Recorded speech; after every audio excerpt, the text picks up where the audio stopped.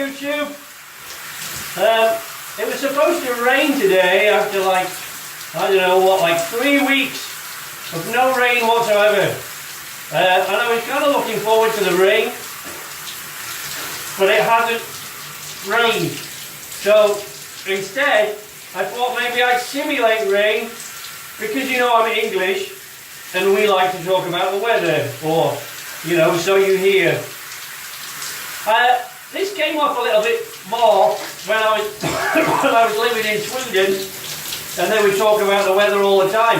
And a lot of people think, you know, if you've never been there, you don't travel a lot. There are an awful lot of jokes over here that Sweden's always under a foot of ice and snow. Not true. You know, Scandinavian countries aren't all buried in snow all the time. And as a matter of fact, they have much, much better summers than we do here in the UK. Not particularly warmer, but when it is warm there, it sort of stays warm for quite a long time. You can depend on the weather there, really. And that's the thing about British weather. It isn't that it rains all the time, and especially not where I live, because if you look at a map of the United Kingdom, you won't get this on a map, but if you look sort of into the meteorological aspects of it, you'll see that there's a line that more or less, a line that runs sort of diagonally more or less down through the United Kingdom. And on the east side of that line, the weather's much, much better than it is on the west side. On the west side, it's very, very cold and wet and rainy. Very, very famous for our rain, particularly on that side of the country. But I live just on the east side.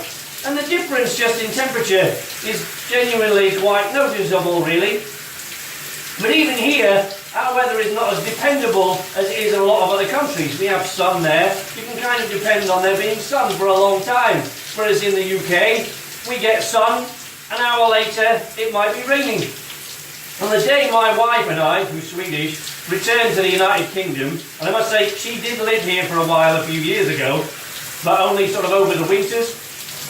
And we returned here in January to live, and the first day that we were here, it was blowing a gale, and then the sun would come out, and then it was battering us with hail all the time, all within the space of half an hour. You got those 3 different weathers.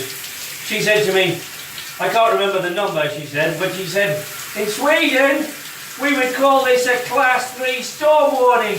What would you call it in England? I said, Tuesday. You know, that's pretty much the way we do things here in the United Kingdom. But it has been pretty much non-stop heat with no rain whatsoever for about 3 weeks here.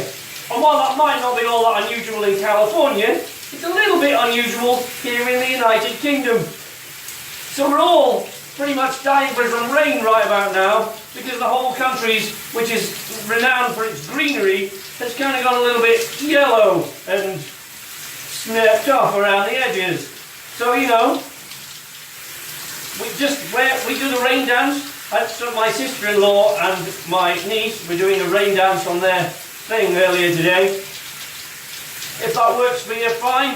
If not, you just stand under a bunch of water, like I'm doing. Stimulates the feeling. Also, you can control the temperature.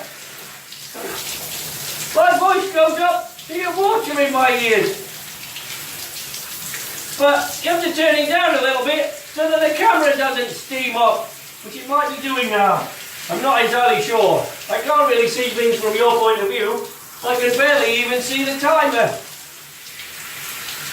So there you go. There we go. Don't believe all these mythical stories you hear about it always raining in England. It doesn't necessarily rain all the time, but the thing about our weather is the unpredictability.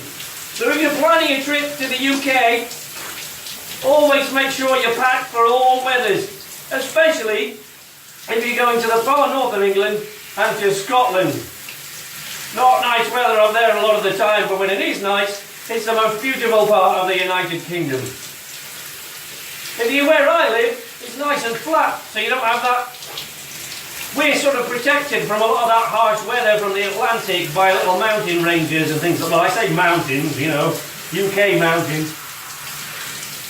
Also, my voice isn't particularly back to normal yet. I'm not entirely sure if I'm still hanging on to some sort of cold, but this cold water is really very good for me. I'm pretty